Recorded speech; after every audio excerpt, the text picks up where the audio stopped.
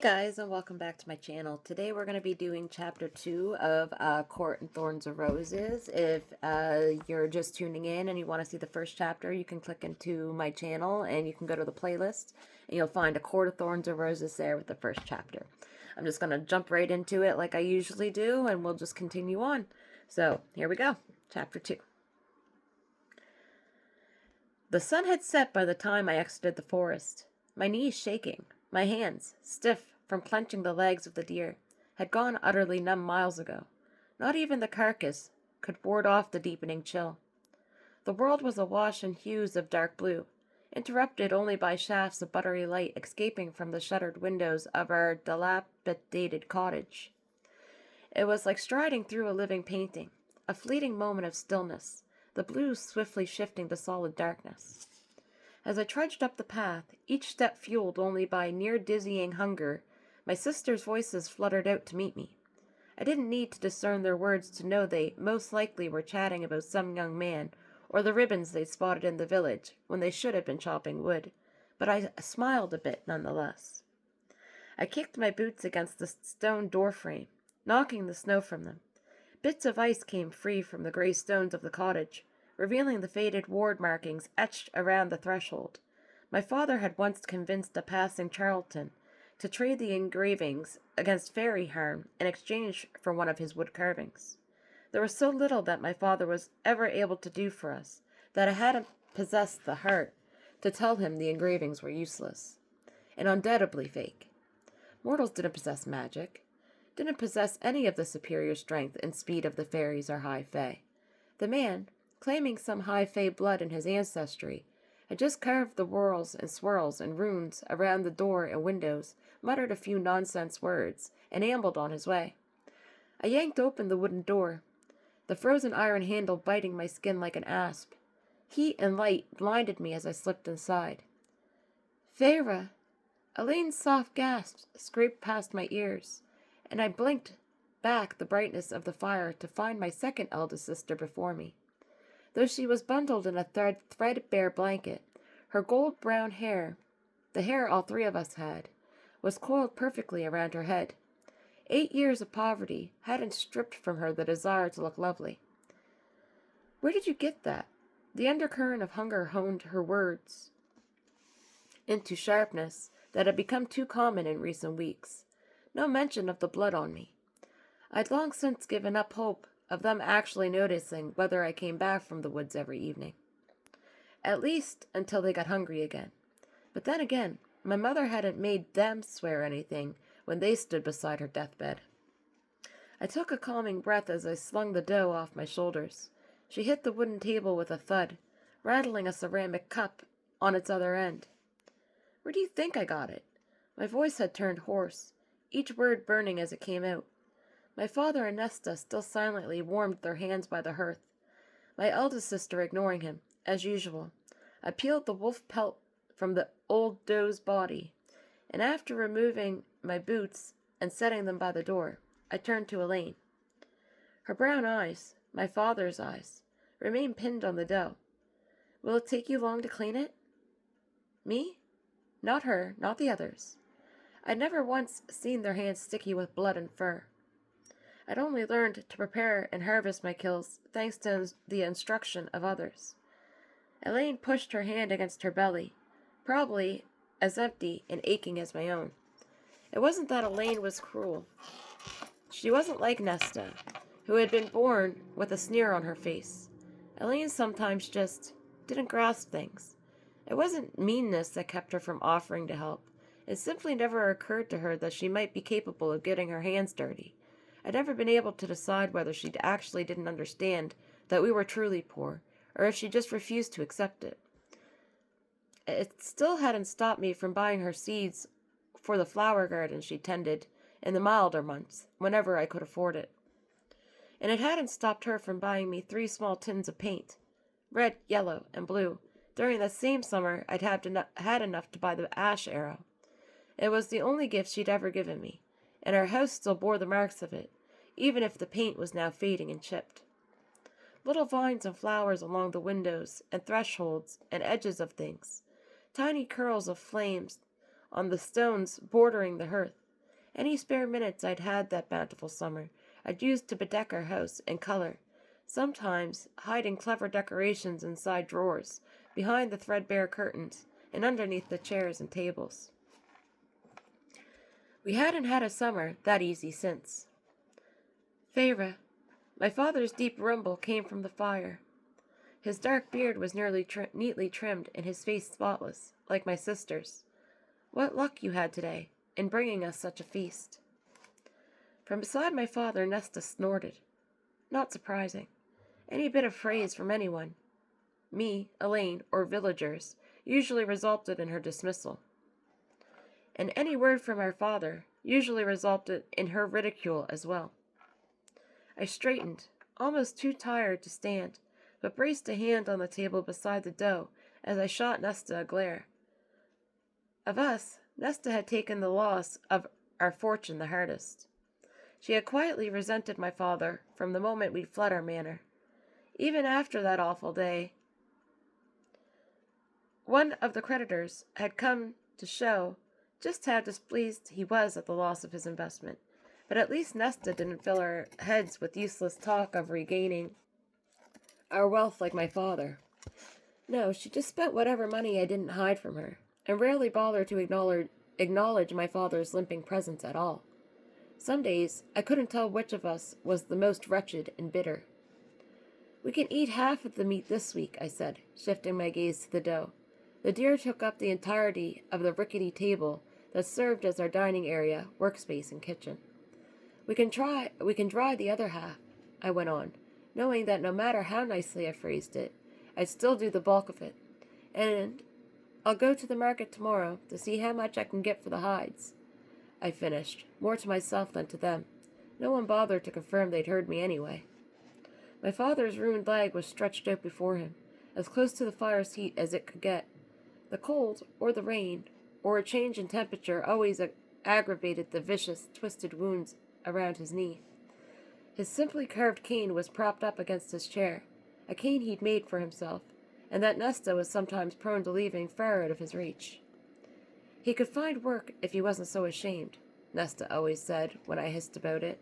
She hated him for the injury, too, for not fighting back when the creditor and his thugs had burst into the cottage and smashed his knee again and again.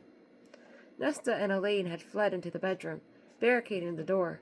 I had stayed, begging and weeping through every scream of my father, every crunch of bone. I'd soiled myself, and then vomited right on the stones before the hearth. Only then did the men leave, and we never saw them again. We used a massive chunk of our remaining money to pay for the healer. It had taken my father 6 months to even walk, a year before he could go a mile. The choppers he brought in when someone pitied him enough, to buy his wood carvings, weren't enough to keep us fed. 5 years ago, when the money was well and truly gone, when my father still wouldn't move much about, he hadn't argued when I had announced that I was going hunting.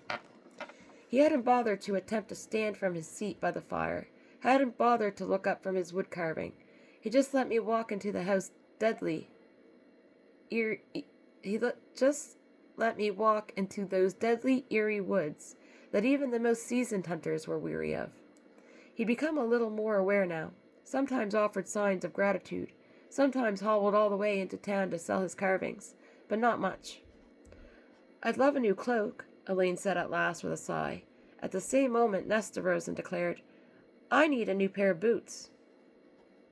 I kept quiet, knowing better than to get in the middle of one of their arguments, but I glanced at Nesta's still shiny pair by the door.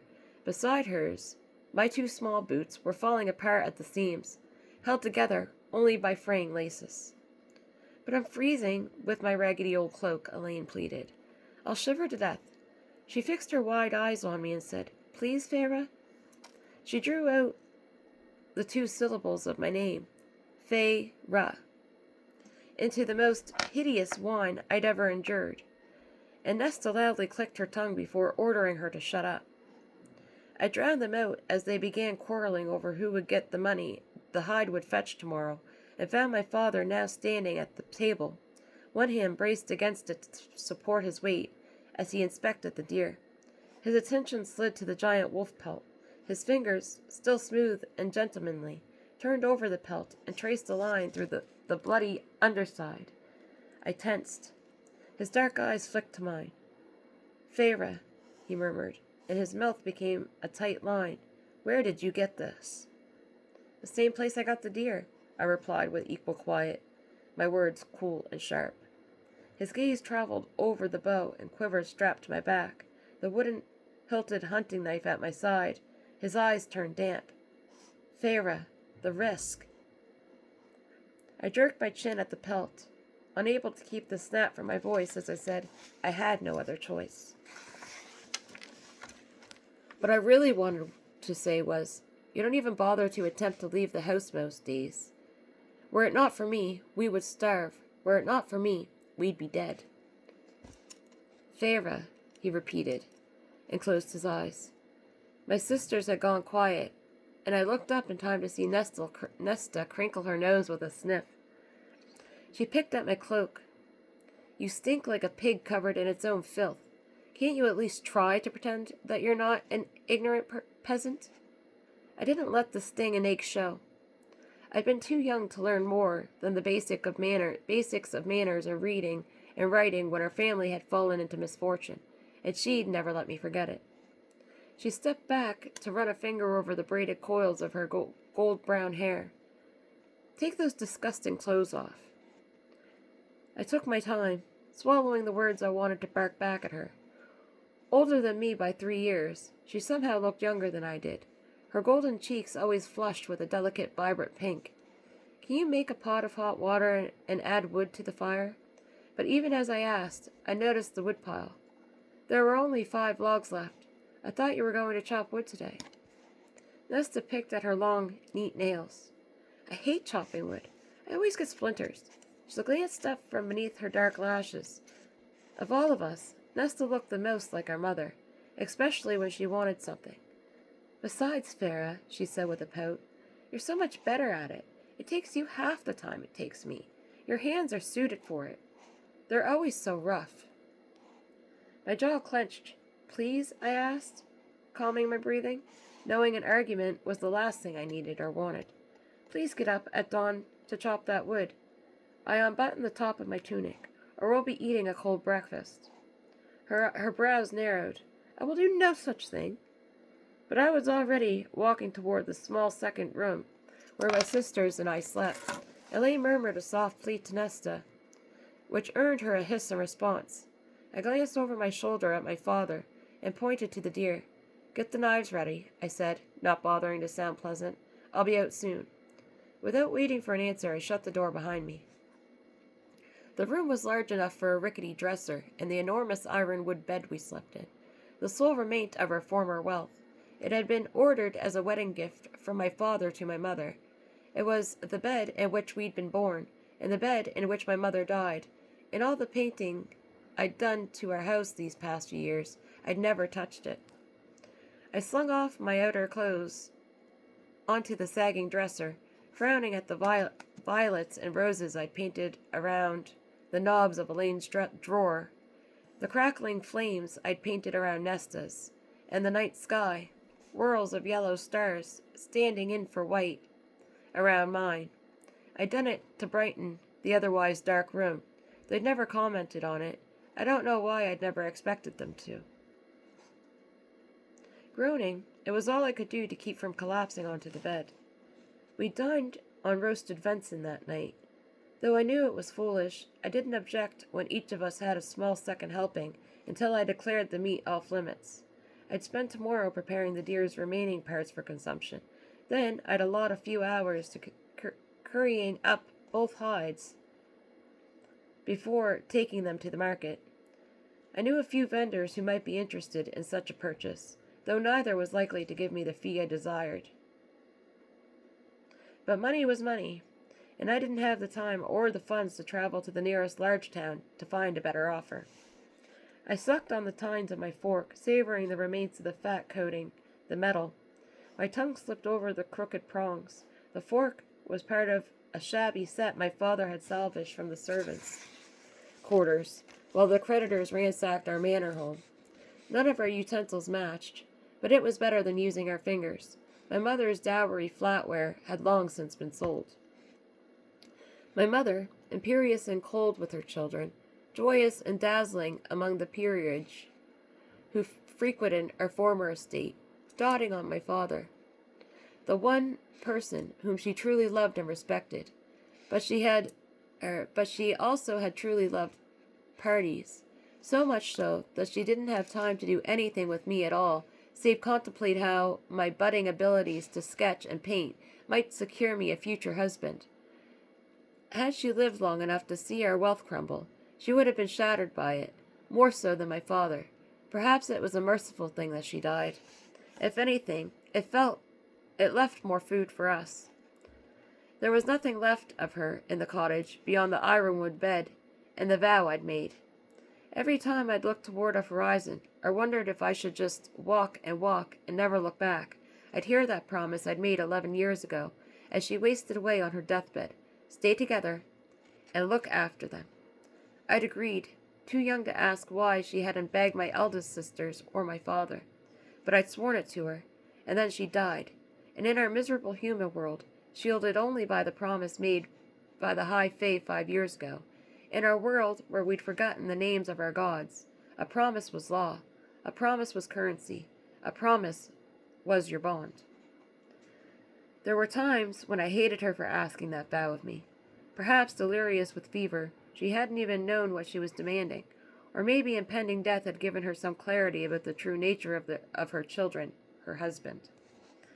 I set down the fork and watched the flames of our meager fire dance along the remaining logs, stretching out my aching legs beneath the table. I turned to my sisters. As usual, Nesta was complaining about the villagers. They had no manners. They had no social graces. They had no idea just how shoddy the fabric of their clothes was, even though they pretended that it was as fine as silk or chiffon.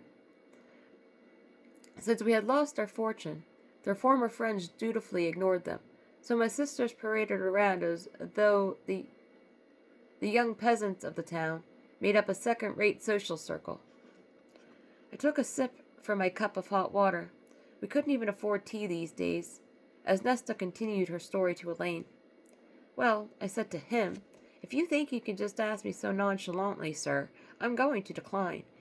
And you know that what Thomas said? Arms raised on the table and eyes wide, Elaine shook her head. Thomas Mandray, I interrupted. The woodcutter's second son? Nesta's blue-gray eyes narrowed. Yes, she said, and shifted to address Elaine again. What does he want? I glanced at my father. No reaction, no hint of alarm or sign that he was even listening, lost to whatever fog of memory had crept over him. He was smiling mildly at his beloved Elaine, the only one of us who bothered to really speak to him at all. He wants to marry her, Elaine said dreamily. I blinked. Nesta cocked her head. I'd seen predators use that movement before. I sometimes wondered if her unrelenting steel would have helped us better survive, thrive even, if she hadn't been so preoccupied with our lost status. Is there a problem, Ferva? She slung my name like an insult, and my jaw ached from clenching it so hard. My father shifted in his seat, blinking, and though I knew it was foolish to react to her taunts, I said, You can't chop wood for us, but you want to marry a woodcutter's son. Nesta squared her shoulders. I thought all you wanted was for us to get out of the house, to marry off me and Elaine, so you can have enough time to paint your glorious masterpieces. She sneered at the pillar of foxglove I painted along the edge of the table. The color's too dark and too blue, with none of the white freckling inside the trumpets. But I'd made do, even if it had killed me, not to have white paint, to make something so flawed and lasting. I drowned the urge to cover up the painting with my hand. Maybe tomorrow I'd just scrape it off the table altogether. Believe me, I said to her, the day you want to marry someone worthy, I'll march up to his house and hand you over, but you are not going to marry Thomas. Nesta's nostrils delicately flared. There's nothing you can do. Claire Better told me this afternoon that Thomas is going to propose to me any day now, and then I'll never have to eat these scraps again," she added with a small smile. "At least I don't have to resort to rutting in the hay with Isaac Hale like an animal." My father let out an embarrassed cough, looking to his cot by the fire. He'd never said a word against Nesta, from either fear or guilt, and apparently he wasn't going to start now, even if this was the first he was hearing of Isaac. I laid my palms flat on the table as I stared her down. Elaine removed her hand from where it lay nearby, as if the dirt and blood beneath my fingernails would somehow jump onto her porcelain skin. "Thomas's family is barely better off than ours," I said, trying to keep from growling. "You'd be just another mouth to feed. If he doesn't know this, then his parents must." But Thomas knew. We'd run into each other in the forest before. I'd seen the gleam of desperate hunger in his eyes when he'd spotted me sporting a brace of rabbits. I'd never killed another human, but that day, my hunting knife had felt like a weight at my side. I'd kept out of his way ever since. "We can't afford a dowry," I continued, and though my tone was firm, my voice quieted, "for either of you. If Nesta wanted to leave, then fine, good. I'd be one step closer to attaining that glorious, peaceful future, to attaining a quiet house and enough food and time to paint." But we had nothing, absolutely nothing, to entice any suitor to take my sisters off my hands. "We're in love," Nesta declared, and Elaine nodded her agreement. I almost laughed when they gone from mooning over aristos to making doe eyes at peasants. "Love won't feed a hungry belly," I countered, keeping my gaze as sturdy as possible. As if I'd struck her, Nesta leaped from her seat on the bench. "You're just jealous. I heard them saying how Isaac is going to marry some Greenfield village girl for a handsome dowry." So had I. Isaac had ranted about it the last time we'd met. "Jealous?" I said slowly, digging down deep to bury my fury. "We have nothing to offer them. No dowry, no livestock even. While Thomas might want to marry you. You're a burden." "What do you know?" Nesta breathed. "You're just a half-wild beast with the nerve to bark orders at all hours of the day and night. Keep it up, and someday, Farah, you'll have no one left to remember you, or to care that you ever existed." She stormed off, Elaine darting after her, cooing her sympathy. They slammed the door to the bedroom hard enough to rattle the dishes. I'd heard the words before, and knew she only repeated them because I'd flinched the first time that she spat them. They still burned anyway. I took a long sip from the chipped mug. The wooden bench beneath my father groaned as he shifted. I took another swallow and said, "You should talk some sense into her." He examined the burn mark on the table. "What can I say? If it's love, it can't be love. Not on his part. Not with his wretched family. I'd seen the way he acts around the village. There's one thing he wants from her, and it's not her hand in—" "We need hope as much as we need bread and meat," he interrupted, his eyes clear for a rare moment. "We need hope. Or what else? We need hope, or else we cannot endure. So let her keep this hope, Farah. Let her imagine a better life, a better world." I stood from the table, fingers curling into fists, but there was nowhere to run in our two-room cottage. I looked at the discolored foxglove painting at the edge of the table. The outer trumpets were already chipped and faded. The lower bit of the stem rubbed off entirely. Within a few years, it would be gone, leaving no mark that it had ever been there, that I'd ever been there. When I looked at my father, my gaze was hard. There is no such thing. And that's all for today. See you tomorrow for Chapter 3. Have a good day, guys.